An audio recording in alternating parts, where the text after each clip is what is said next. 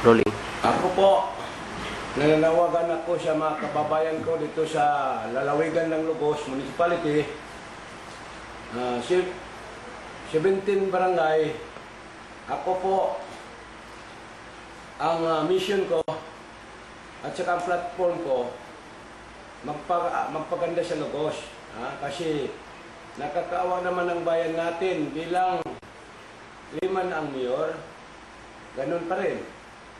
Kaya, pag akong maboto niyo sa halalan, AMI 13-2013,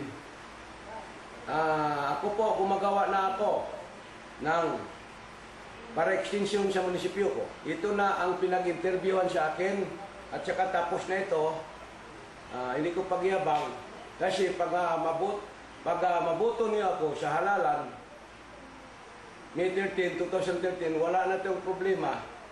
Pag-upisan ko dito, sa barangay namin, Barangay Pariang Kayawan, Lugos Sulo. May munisipyo na ako, extension office, pero sariling pira ko ito, pinagawa ko. At saka, pier, nandyan, malapit, hardwood, ang pier ginawa ko. Para wala ng problema, kasi lahat tayo dito nagpapambot. At saka, yung pira ng government, hindi yan mawawala. Ang 20% development fund, ipag-develop ko sa Lugos. Sa nangyari, yung April 7, pumunta doon, may media dumating, nag-interview dito sa akin sa barangay namin, Barangay Pariang Kayawan. Pagdating ng media, nag-charter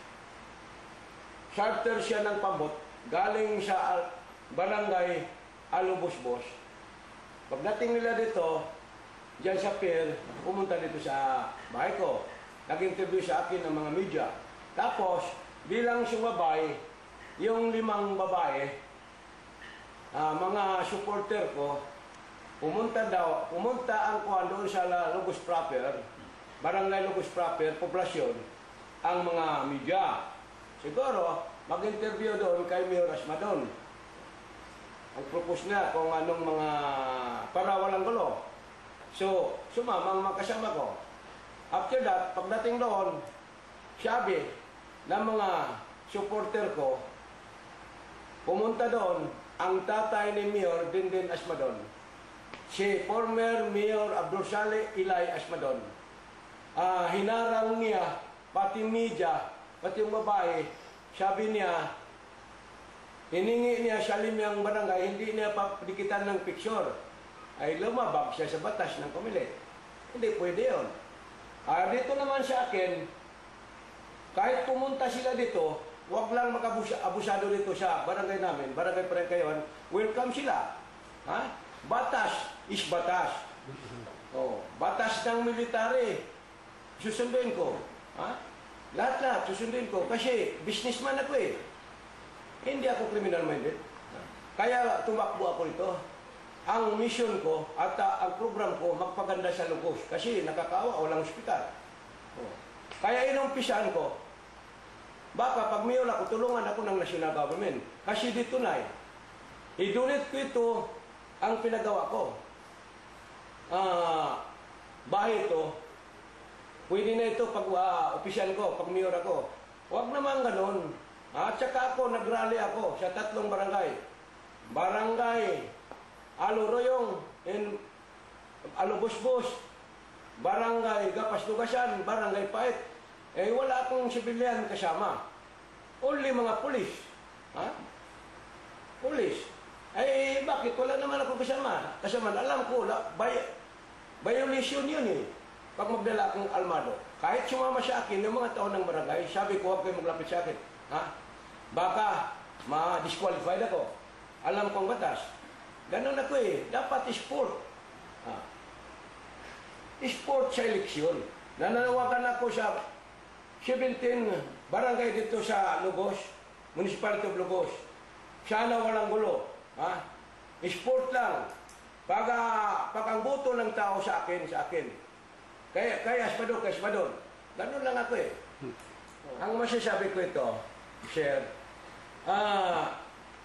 ang tao bigyan natin freedom, peace, dito sa 17 barangay. Huwag mong kuha ng tao. Ha? Yung sa akin, pagbabago eh. Kaya tumakbo ako. Ayaw ko ang gulo eh. Kaya tumakbo, supposed to be, hindi ako tatakbo dito eh. Ha? Ay, nasa Bungaw ako last election tumakbo. Kasi bayan ko ito eh. Nakakaawa naman ang mamamayan. At saka yung mag-iisda, yung agriculture, kasi naranasan ko dito. Ako po ay isang taong nag-aalaga, 8 years old, tinuruan ng tatay ko, mag-aalaga ng baka.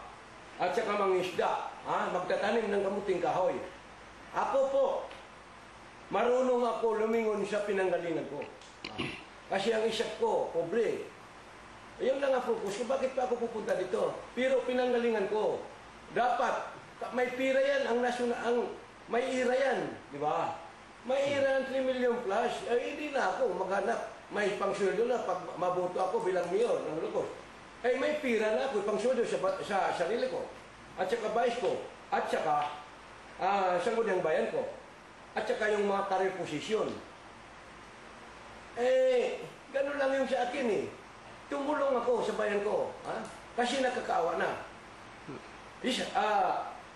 Bigayan, dapat manawagan ako sa mga kagalang-galang kumilit, kagalang-galang military, kagalang-galang polis, sport ang laban.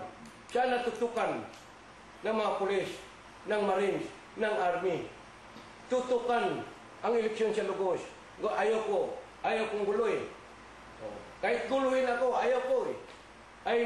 May attorney ako. Sa legal ako. Ayaw ko talaga magkuhan. Kayo mga media, nakikita niyo ako, walang, kahit mga pulis barangay, walang sinama ko. Only, security ko lang, pulis. Alam ko labag sa batas eh. Ganun ako. At saka bayan ko, bakit ako nakikita ko magkuhan? Kung mamatay ako, barilin ako ng mga kalaban ko, bahala ang Diyos. Nasahibin ako eh. Basta, wala akong criminal. Inisip, masama. Only ang inisip ko magpaganda sa Lugos. Magbibilog sa Lugos. Makikita niyo, pag makaupo ako, umpisan ko, tapos na ang municipal extension. I-donate ko ito sa municipality of Lugos. Asir. At sa kapirian, para sa inisip ko, number 1, tubig. Number 2, road. Number 3, electricity. Pag halimbawa, walang makatulong sa akin, willing ako bumili ng pisyon, bulldozer, at saka truck, para magawaan ko road. Kasi, nakikita niyo na, yung pumunta ako sa Barangay Pait, Mahirap po eh. nakamutol ako, muntik na ako, madisgrasya, pati anak ko eh. Wala akong security, kasama. Ang security, naglakad lang yung pulis ko. Nakikita niyo. Yun na. Sana tulungan ako pag mayor ako ng national government. Hindi masasayang ang pira ng government. Ididikit ko dito sa Lugos para ma-develop naman ang kababayan ko. Willing ako tumulong sa mangingisda. Willing ako tumulong sa magsasaka kamunting kahoy, magbili ng itak. Sana. Siyempre, ang national government. Ang kagalang-galang presidente, si Presidente Ninoy Aquino, batas is batas. Sa kanya, sa matuwid na daan. Yun ang sunduin ko eh. Kasi idol kong nanay niya eh. Ang lahat, Palawan, Luzon, Visayas, Mindanao, electricity, sa Abang Island, SPAG. Kagalang-galang si President Corazon Aquino ang nagpalagay, tinake over ang generation sa mga planta. So napukor ngayon. Missionary. Tumutulong ako dyan eh. Nagpasalamat tayo. Yung mga nalagyan ng country, probinsya, nalagyan ng ilaw. Sino ang nagpalagay? Si President Corazon Aquino, kagalang-galang. Yan. Na ngayon, yung anak niya, si President Ninoy Aquino, siya may tuwid na daan. Ha? Ang mga pamilya niyan, ng mahal nating presidente. Okay. Yun lang ang masasabi ko.